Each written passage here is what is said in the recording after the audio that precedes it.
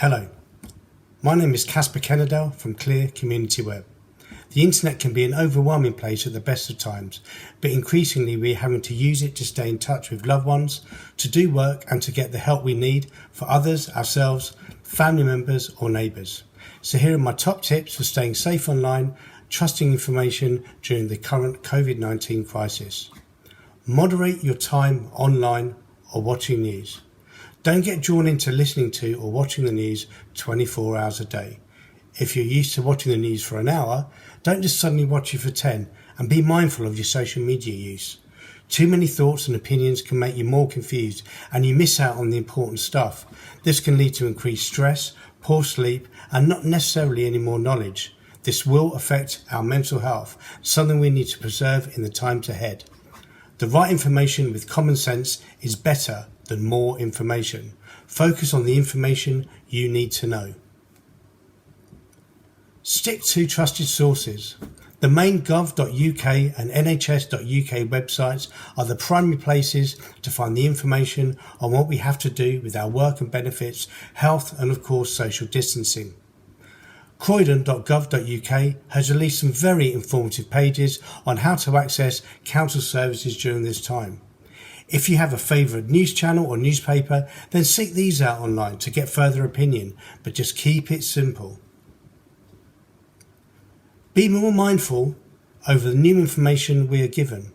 Don't just believe the first thing you read or hear, understand where it is from. It feels like a lot of trust has been lost over the last few years, and many of the support telephone lines, banks and utilities are jam-packed with hours of waiting at best, and we can't make the appointments to see the people we would normally speak to about such things. So we have to learn how to find information for ourselves and trust our ability to do so. Things like being able to see when a story was published, which site it originally came from or who the author was, and recognising the difference between someone's fact and opinion can all help us feel more confident online. Finding this information for ourselves and family members or even a neighbour can increase our confidence but also help someone out. Be even more mindful of scams. Scammers prey on vulnerability and isolation. But you don't need to be vulnerable or isolated to be scammed. It really can happen to anyone. They are using COVID-19 to their advantage, and it's distressing for those caught out, but also those around them. I've seen emails and WhatsApp messages being sent to people selling home testing kits for COVID-19. As yet, these are not available to the public, so clearly is a scam. If they were available, we would have heard about them, or there'd be information about their availability on the NHS. I've also heard of texts asking people to confirm that they've been put on the vulnerable list to ensure they are prioritised or to be eligible for a deduction on their TV or other utilities. There have even been texts to older people informing them of a fine for not staying indoors unless they confirm here that they hadn't left the house.